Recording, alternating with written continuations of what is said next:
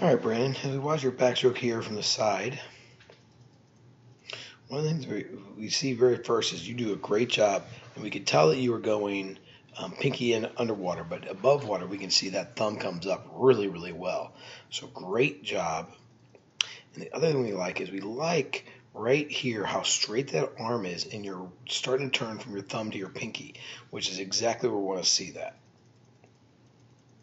Right there, the pinky is entering exactly where we want it. But again, remember, we want to see those shoulders come up a little bit. So when this is going in, that shoulder goes down, which means this hand should be coming up, which is a little bit behind maybe, and then that shoulder comes up. So we got to make sure we get that hand moving a little bit quicker. See, okay, this hand has started that pull, and this hand is already almost halfway through the underwater portion. So your above water recovery has got to be a little bit quicker. Don't wait quite so long to start that next stroke. When your right hand is going in, your left hand should be coming out. When your left hand is going in, your right hand should be coming out. So we do want to pick up the tempo a little bit. One of the reasons why Lynette does the drill where she just is yelling out 1, 2, 3, 1, 2, 3. The idea behind that is to remind everybody that, hey, you want to have a good, strong, fast tempo. So let's work on that. Okay, just move your hands a little bit quicker. The other thing we can see back there with those feet is you can see some white water coming off your feet. So again, we like your kick, but as you saw underneath, your feet were a little bit too bent. We want to flex those toes a little bit more. Make sure you keep those legs or those toes a little and those feet a little bit straighter. Again, good job of turning the pinky in, but you can see we don't really see any shoulders coming up. Now right here, we like where your head is. Your head's lying back in that water so well. But here you can start to see it come up. So that head position's got to stay a little bit more still so we're not bouncing. Like we saw earlier underwater, you kind of see where you're bouncing a little bit. Work on keeping that head position a little bit more still, a little bit more stable. The other thing we do like is we like how your fingers are kind of splayed open, just opened a little bit. The reason why we like that is it kind of makes a bigger paddle for when you swim, and we really like having a good catch. So you have that bigger paddle, that's going to help you out. Okay, so well done.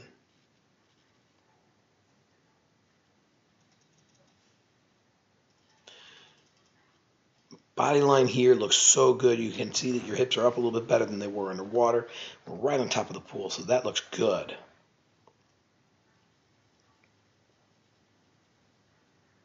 As we go a little bit faster, you can kind of see that head goes underwater a little bit more on that right side.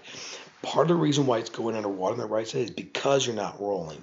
So if you roll that shoulder, you're going to be able to keep that head in a lot better position. Good pinky entry. Good legs all the way through. You can see white water coming off those feet, man. We were very proud of that. But it's that right hand entry. You can see every time you go in with that right hand, your head does go down. Okay? Now, the other thing we need to work on is that stroke count for that backstroke. Right here, you should already be on their stomach taking the freestyle pull. But what happens is you actually take it look how close. I mean, your hand almost touched that wall. So we got to work on that stroke count a little bit better. So let's see where we are on our stroke count, right? All right, so right here,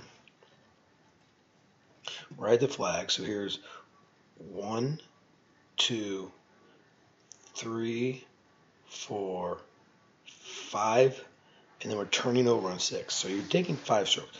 We need to knock it down to 4, for sure.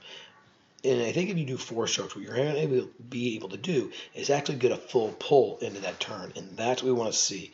So just like right here, you can see you're having to turn so close.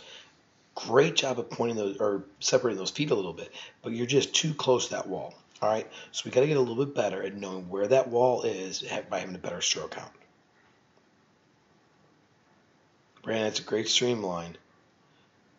Now again, that's a really good point right here that you can see. You're completely above the surface, right? Your whole upper body is completely above it. Look at that streamline. While it's a great streamline, you've yet to start to break that stroke. So we got to work on the breakout.